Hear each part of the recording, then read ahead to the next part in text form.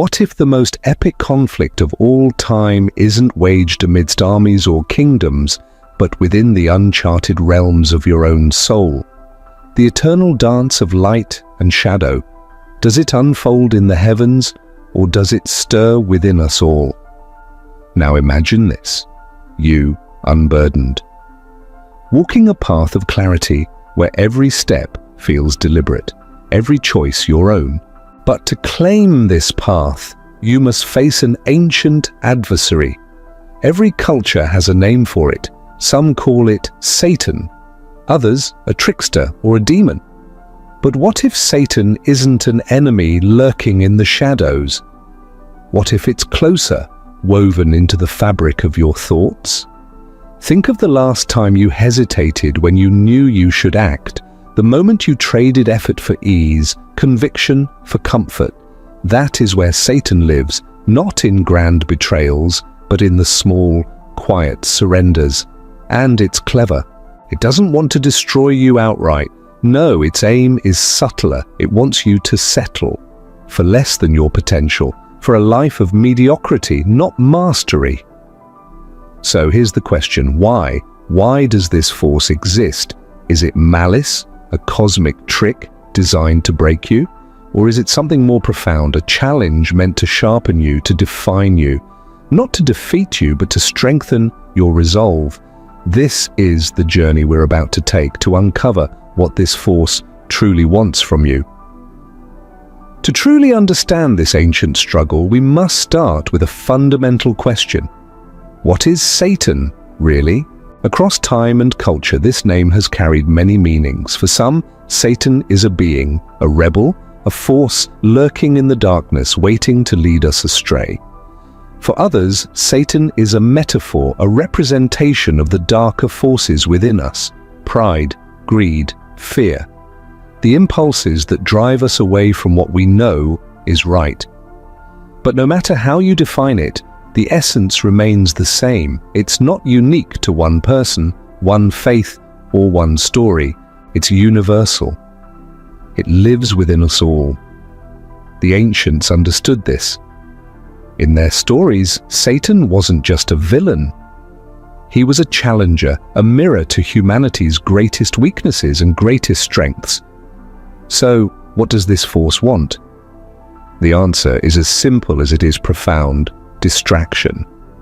Distraction from who you are meant to become. Distraction from your deepest purpose. Think about it. How often do you find yourself comparing your life to others, feeling like you'll never measure up? Chasing success, only to feel empty when you achieve it. Caught in habits you know are destructive, yet unable to break free? These are not random struggles. They are deliberate. They are the tools of temptation designed to keep you focused on what doesn't matter, so you lose sight of what does.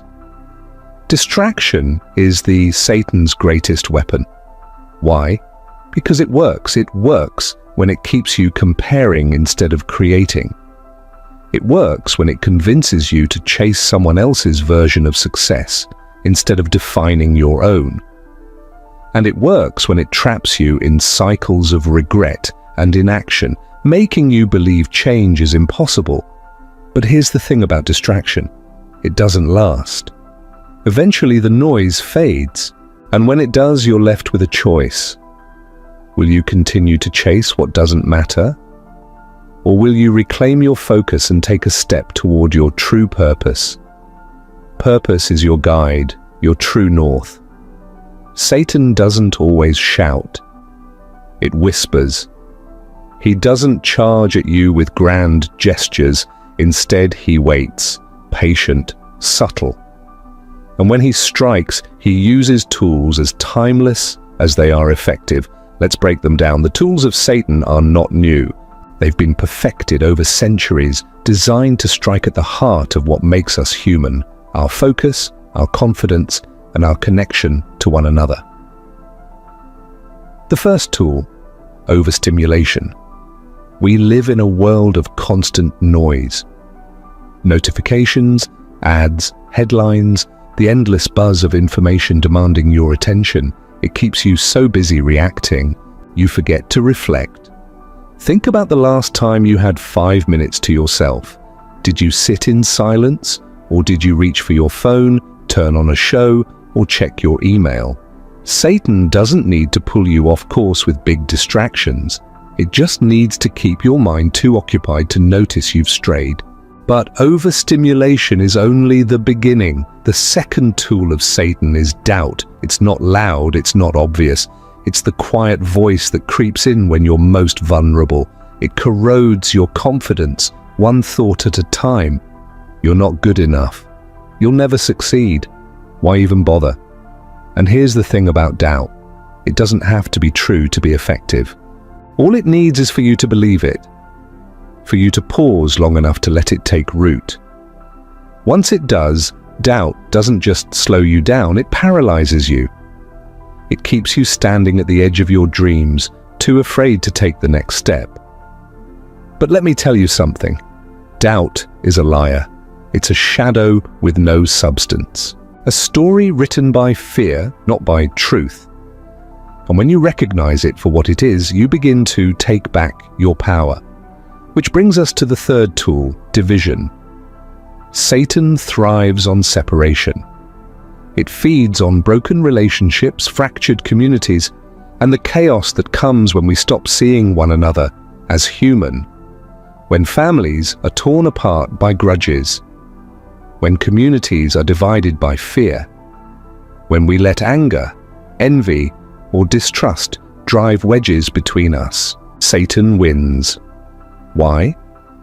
Because division isolates us. It cuts us off from the very people who give us strength, who remind us of our purpose.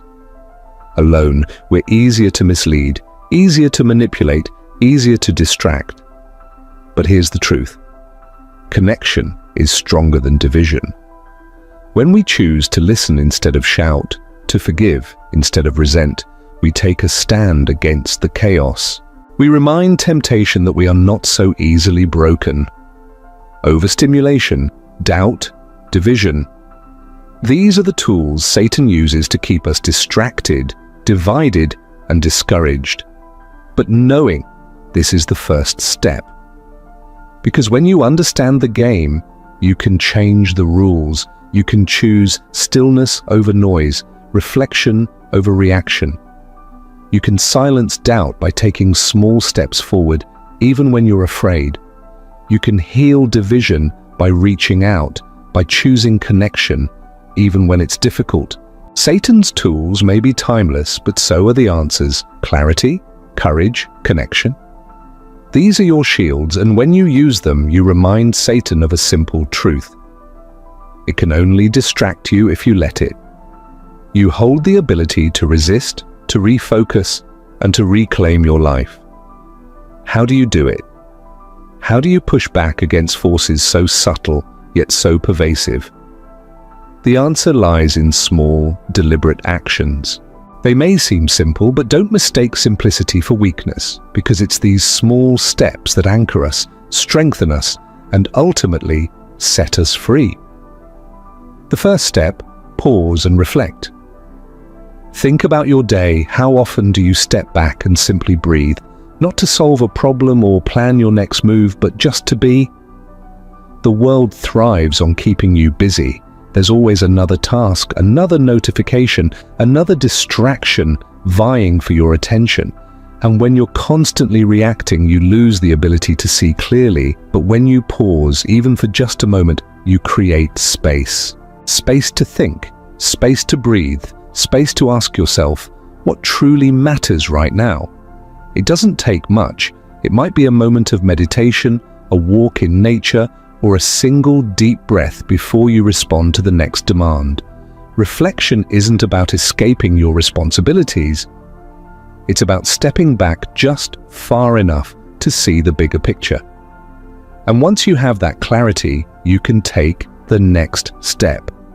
Practice gratitude. It's easy to focus on what you don't have. The promotion you didn't get, the house you can't afford, the life that seems just out of reach. But here's the thing, Satan feeds on that mindset. It thrives on envy, on the belief that you're incomplete without something more. Gratitude, however, is its antidote. When you shift your focus from what you lack to what you already have, something incredible happens. You begin to see the abundance in your life. Maybe it's the support of a friend who's always there for you, or the simple joy of a meal shared with family, or even the quiet strength you've shown in overcoming challenges that once felt impossible. Gratitude transforms envy into contentment. It reminds you that your worth isn't measured by what you achieve or accumulate. It's found in the simple, beautiful moments that too often go unnoticed. And as you cultivate gratitude, you'll find it easier to take the third step. Surround yourself with positivity. Who you spend your time with matters. The environments you choose to stay in matter. Satan loves darkness, whether it's the darkness of negativity, toxic relationships, or a mindset that tells you growth isn't possible. So, look around you. Are the people in your life lifting you higher, or are they pulling you down? Are you in spaces that inspire creativity, joy, and hope, or ones that drain your energy and your spirit? Positivity doesn't mean ignoring reality or pretending everything is perfect. It means choosing relationships and environments that push you to be your best self. This could mean surrounding yourself with people who challenge you to grow while supporting your journey, or creating a physical space, a corner of your home, a favorite spot outdoors that feels like a sanctuary. Whatever it looks like, nurture the light in your life. Because when you do, you make it harder for temptation to take root. And that brings us to the fourth and final step. Embrace discipline. I know, discipline isn't a word most people like to hear. It sounds rigid, demanding, almost like the opposite of freedom. But here's the paradox. Discipline is freedom in disguise. When you master your impulses, you take back control. You're no longer at the mercy of every craving, every distraction, every fleeting emotion that tries to pull you off course. Listen to this wisdom. Written over 2,000 years ago, the one who governs their desires is truly free. Discipline doesn't mean denying yourself joy. It means choosing what matters most, even when it's hard. It's the decision to set your alarm early, even when you'd rather sleep in, because you know those extra hours are where progress happens. It's the choice to say no to the easy option, the comfort zone, because you know growth only comes through challenge.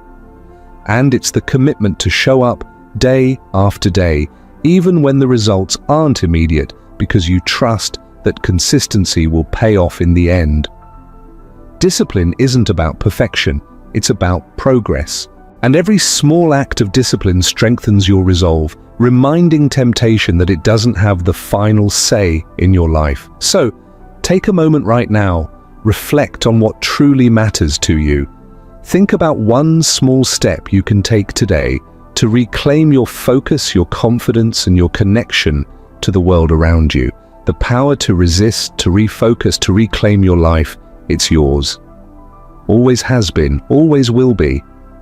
Because the greatest battles are not fought with swords or shields, they're fought within.